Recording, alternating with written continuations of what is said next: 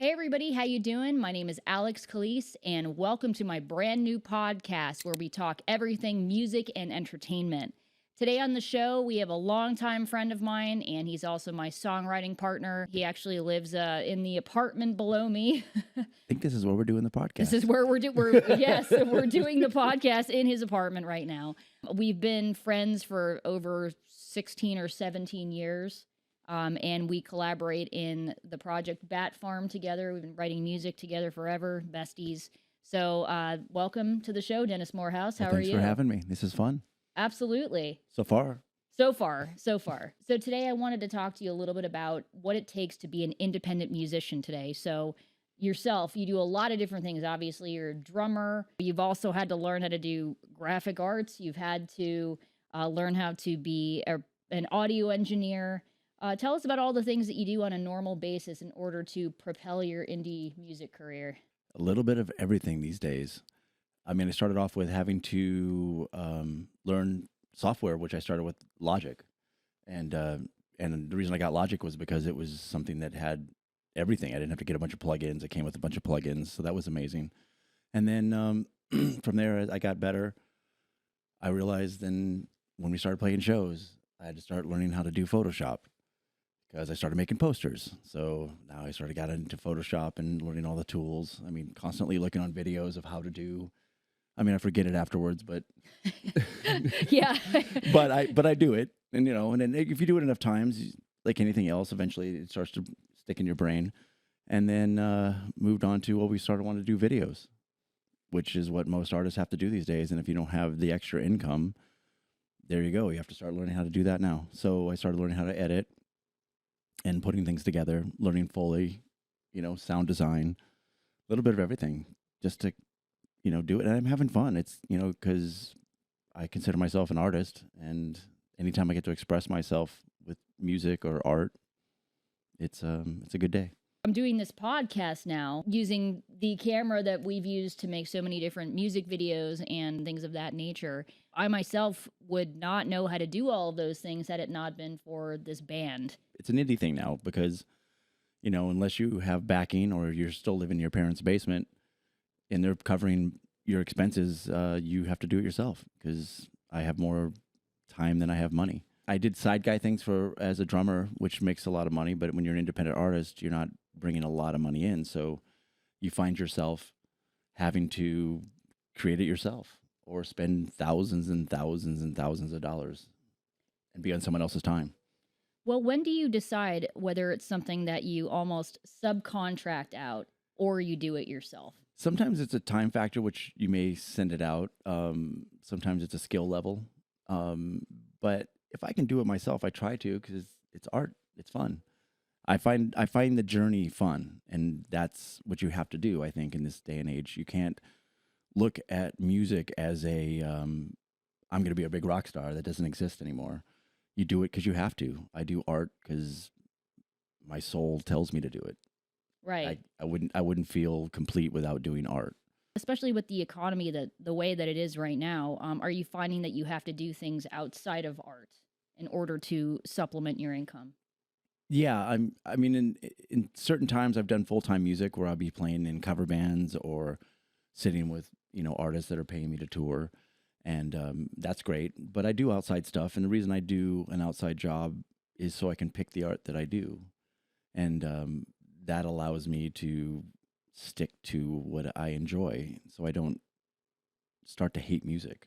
Right. I've been there where I'm at a gig and I'm looking at my set list and I'm going, 2 more songs till I get to go somewhere else, Right. And you don't want that. I mean, I don't want to ever be in that position where I'm playing with people that I'm not enjoying. I'm not enjoying the music. I'm not enjoying the time on stage, because that's not why I'm doing it.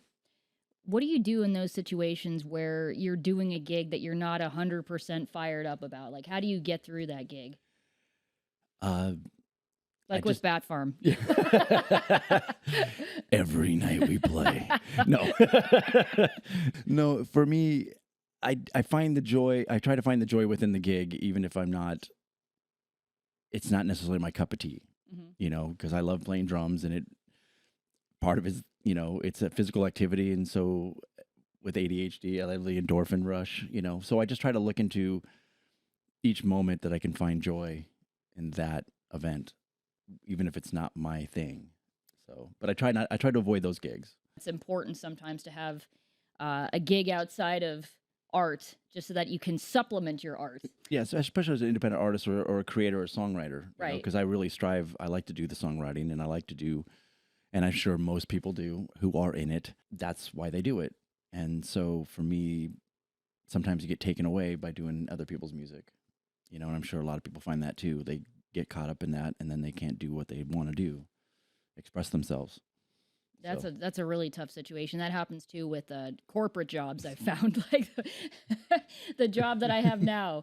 No shade to the company I'm working for now. Well, it I mean, allows me to do other things. Yeah, of course. And then also, that's just like any gig that you do. I think even as a musician, I mean, you have a creative gig and you find the joy within that gig, what it is that inspires you to wake up in the morning, Right. And I think that's really important for most people. Well, I remember you telling me something a long time ago, and it's something that I kind of try to live my life by, and that's dig deep. Because there's so many situations where, either I don't want to be involved with it, or it's a really tough gig, be it with my corporate job, whether it be with, sometimes even the gigs that we do, like, when we have 8 people show up or something, Yeah. You have to dig deep, and you have to really remember the reasons why you're doing the things that you're doing. 100%. You really have to find the joy in what you do, no matter what you're doing. And that applies to art, that applies to life, applies to everything.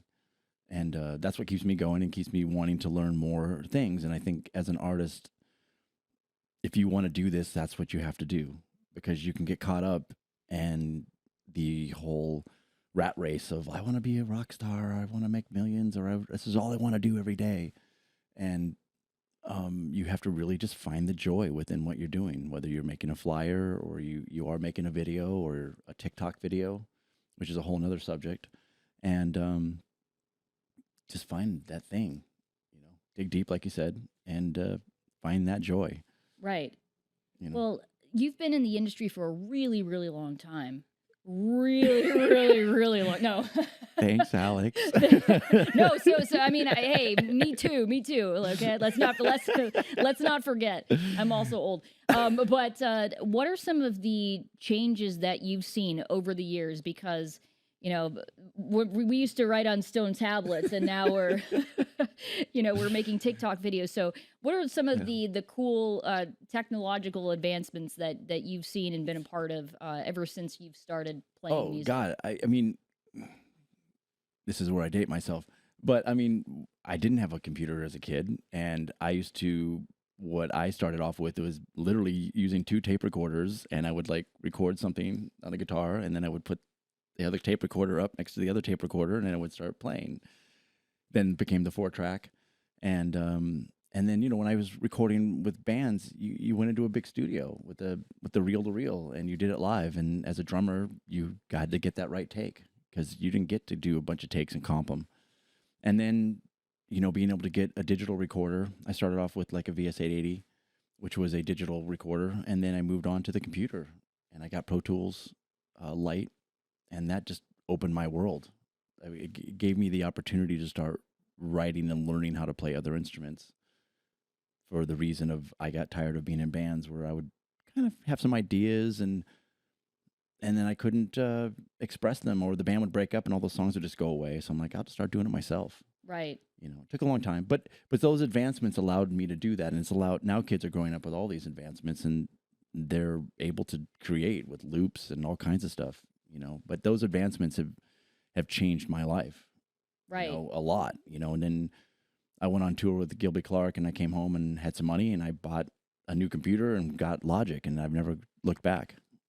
So would you say, because you learned how to do things like use DAWs like Pro Tools and Logic, that because you had that foundation, did it help you to, I guess, learn how to do all of these other things, like use Adobe Illustrator and Photoshop and Lightroom?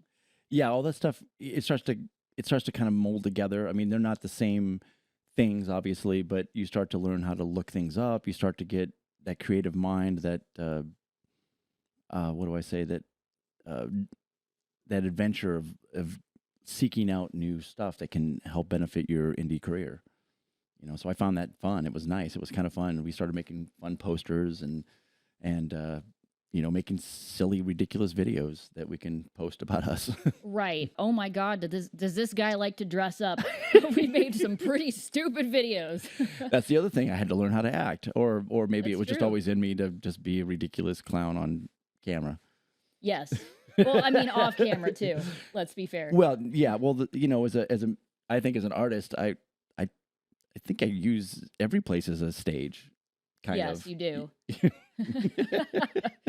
But actually, you're a really good actor. Well, thank you. Yeah, I always tell him that. I act like I like you. Oh, damn. Burn. This is my podcast. You're like, this is my house. Get out. No. What are some of the things that you think that you could personally improve upon, especially nowadays as an independent artist, having to do everything yourself? Myself is just finding the motivation or finding inspiration sometimes is the hardest thing to do as an individual, minus all of the technology that I have here at my place. I mean, I'm fortunate enough to have a studio here and another place I can play live drums, and this is an apartment, but I have a vocal booth, everything. So, but being a creative mind, trying to shut that off and go to, I got to do this and point A, point B, that's what I need to improve on as an individual. And I think a lot of artists find that an issue. Right. You want to create, but it's like, wait, I have to put out a planner, or I have to have goals, and finding those goals is really important. And that's, like I always tell Alex when we're making music, if I have a month to do something, it'll take me a month, maybe 2 months. But if I have 1 day or 2 days to do something, to write a song, I can write a song in 1 day. Isn't that amazing? Yeah, having no time gives me that drive to get things done, and that's something we have to all improve on. Right. Some people don't. Some people are good at it. Yeah. But that, I think, as an individual artist, is really a huge thing that we all need to work on. Right. Moving away from our creative space and trying to find goals, or, I always say, like, throw yourself in a ditch and dig yourself out. You know what I mean? Mhm. Like, put yourself in a situation that makes you have to get something done, and then you'll find that you can get it done. In which situations have you found that you're the most productive? When have you found that you're having the most output? Is it when you're busier? Oh, always. I mean, yeah, having no time to do things, I can get more done than I can if I have all the time to do something. When we were like working on a record, we had a studio date. We had to make sure we got something together before we went to the studio. When we had a deadline when we want to put out a record, one of the most productive times, I remember we were a band I was in the Bay Area when I used to live there. A label was looking at us, but we need 3 new songs by the end of the week. I spent 24 hours, for I don't know how many days, just recording, and we finished it. And it was great. The deadlines really helped me. Having not enough time to do something allows me to do it. Like when you and I, we were doing some licensing music, and we'd get a breakdown in the morning, and by the afternoon we had a finished song. And that was some of the most fun I had writing music with you. We have. That was awesome. Yeah, that was super awesome. That's actually where our new single came from. Was one of those writing sessions. Yeah. 3. Hey, this is funny. All about the money, and then we just knocked it out in the day.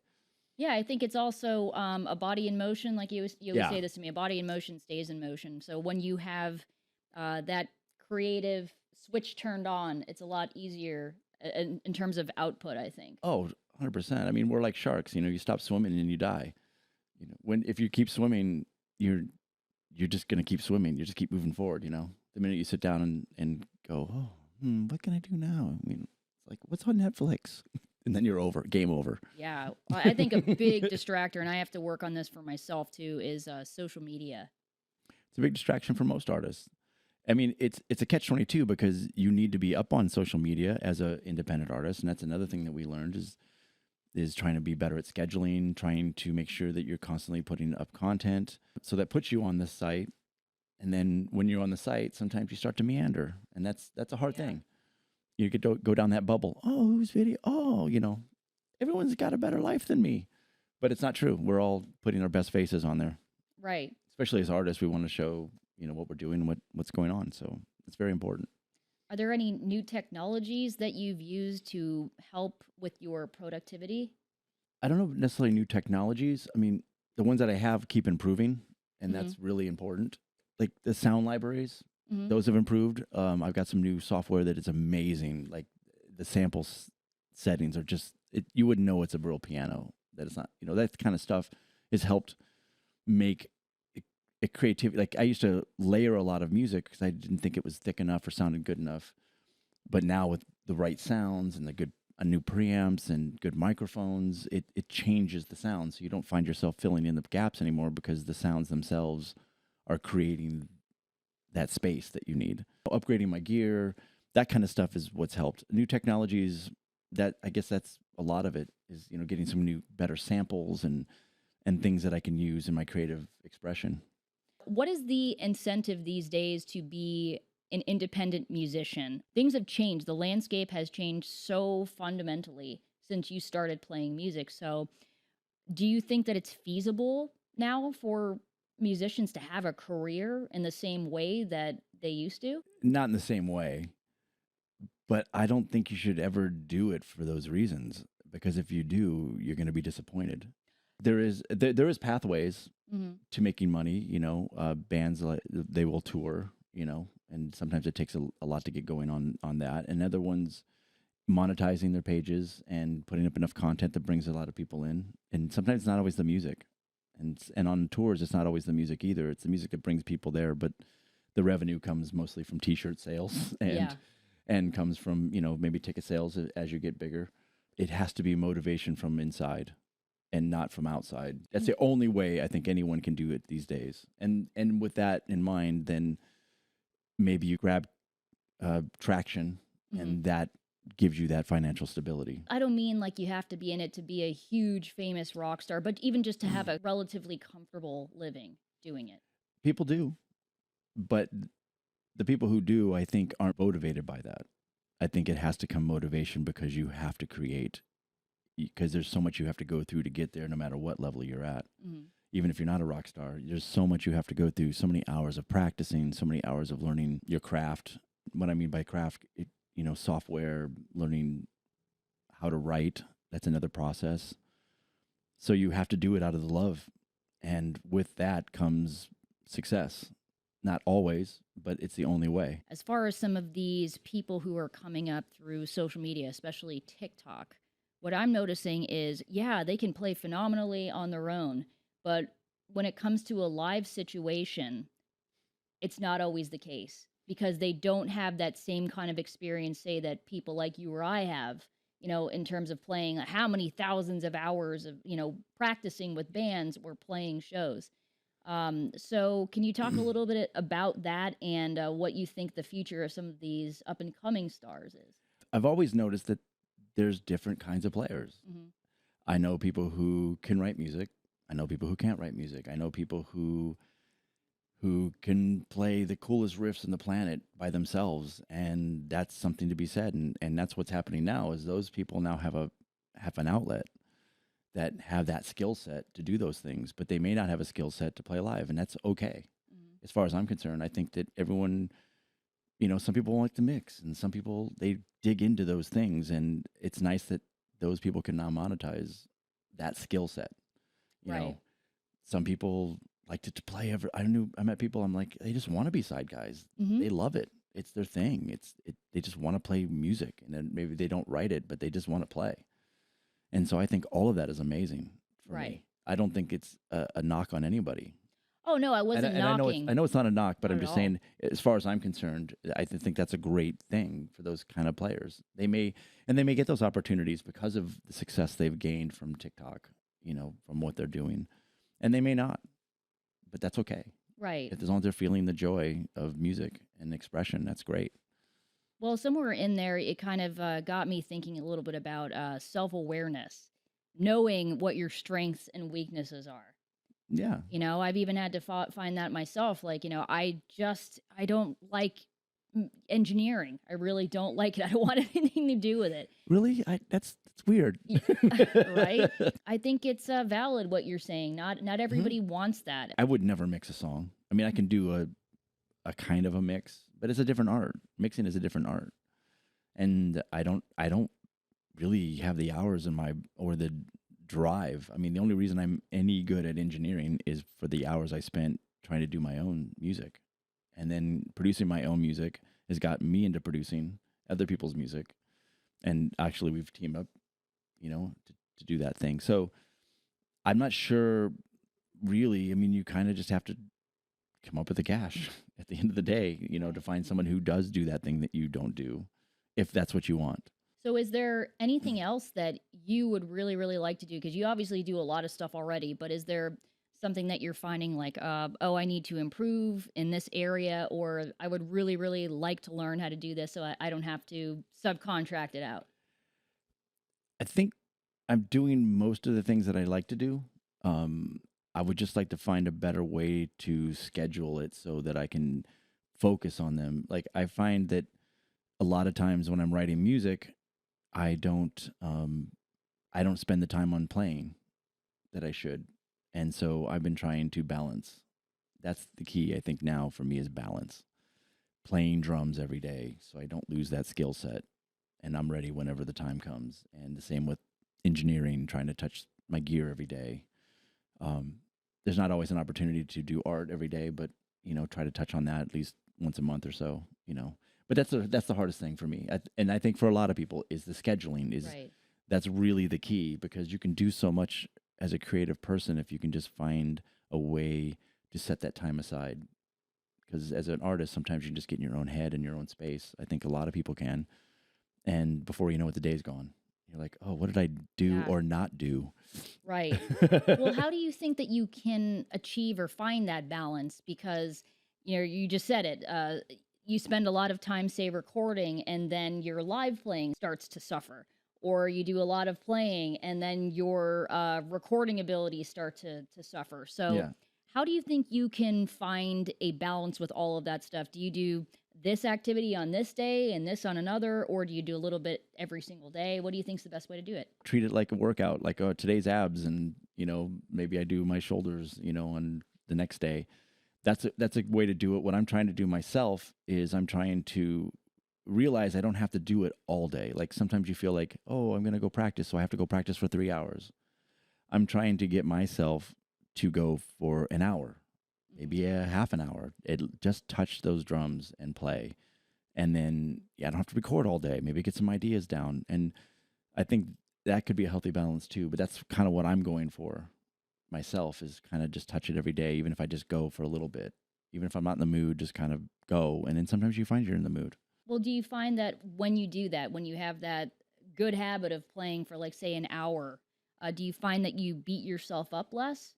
Because I know we all have a tendency to do that as artists. No, I totally beat myself up less. I mean, I feel like I'm starting to gain. It's like, it's like going on a diet or something. You're not going to feel the change in a day, but touching it every day, or trying to as much as you can, you will find that you will gain at the end of the month or something. And what are some of the things that you have achieved recently that you're really proud of? It can be anything. It can be, just the fact that you're going in and playing for an hour every day. Yeah, I feel like I'm starting to get my confidence back as a player, because there's been a long stretch where I started losing my nerve. I could play the drums, but I started feeling like, oh God, I couldn't really sit in with anybody, or do I still have it? I could play our stuff with my eyes closed, but I started learning some new songs and trying to improve that way. And I'm actually pretty proud that I'm getting through that now. And then also finishing music. I've had a tendency to, and I think a lot of people do, where you start a song and you kind of get a certain distance into that song, and then you maybe lose that inspiration and you move on to another song, and then you got a bunch of songs in your computer that are almost done, So I'm trying to finish now. And I think it's a really good thing to do, because when you start finishing, you start seeing results, and it gets exciting. Like I said, because I've been doing exercise, so I've been using that as a reference. But when you start seeing results and you find yourself wanting to work harder, Mm-hmm. you get inspired and you're like, oh, I want to get some more stuff done. This is awesome, or I feel better playing. I want to play more. How have your goals changed as an artist over the years? Because I know that especially, when we're kids, we have these pie in the sky dreams of being rock stars, but do you still have that dream or some semblance of that dream, or how has your definition of success changed? It's changed in a way that, for me, just sustaining myself as an artist, it doesn't have to be a big house. I'm a drummer, so you never have dreams of a rock star. You're always in the back. But I mean, I do want to get back touring again. Things like that. That would be great. I that hasn't changed. I love touring. I love traveling. I love seeing the world. But yeah, my definition of where I want to go has definitely changed. So now it's just been a matter of just being able to create and finding success within that. Paul Stanley once said, money doesn't fix everything. It just means you don't worry about money anymore. Right. It fixes your worry of money. It doesn't fix your life. So you have to, as far as life goes, you have to find, like I said earlier in the interview or the podcast, was you have to find joy in what you do. Absolutely. And I think that's the underlying message of this whole podcast today is really just to enjoy what you do and find the good in everything yes. you do. I mean, you're not always going to be happy. You're not always going to be in the best light. You may be doing something you don't like, but there's joy in everything. You may be doing some hard work and you can be like, well, at least I'm getting a workout, or at least I'm out of the house or whatever it is. You can find something in everything. Is there any advice or words of wisdom that you could give to independent creators coming up, especially people that are doing everything themselves? I just say, don't get down on yourself. Don't look at where you're not. Look at what you finished. It's not perfection. It's progress. Look at where you started and where you're at, not where you should be or where you think you should be. I want to be better tomorrow than I was today. Right. And I think that keeps you motivated. Are there any platforms that you use on the daily that you could recommend to people who are independent creators and have to basically do everything themselves? The Adobe Suite was a great purchase. I mean, it's a monthly subscription, but it updates. You don't have to buy the new software that's coming out, and it allows you to create and have the latest and greatest tools. Same with Logic, the updates and some of the plugins I have are very inspiring. Where can everybody find you? Where can they follow you? I'm on that old school thing called Facebook under my name, and then the same as an Instagram. Oh, I haven't got the new Tic Tacs yet. Tic Tacs. The latest craze. Heard they might be getting shut down. So, oh, yeah. So there you go. Everything gets shut down. I still have my MySpace profile, I think. I think I have mine too, actually. Am I in your top 8? I don't know. I don't think I knew you when I was on MySpace. Yeah, I don't know if I knew you. But and I also have a website, DennisMorehouse.com, and then you can Google me and maybe find me doing something ridiculous, sometimes on the drums. Hopefully. Dennis, thank you so much for being on the show today and for allowing me to have this crazy setup in your house for well over a month. I apologize. You finally got around to me being on a podcast. Is this kind of your way of being like, can I please keep my stuff up? Exactly. That's pretty much the way of it. Thank you so much for being here, Dennis, and for letting us use the house. And remember to like and subscribe, or as I like to say, smash that like button, smash that subscribe button, and we'll see you next time.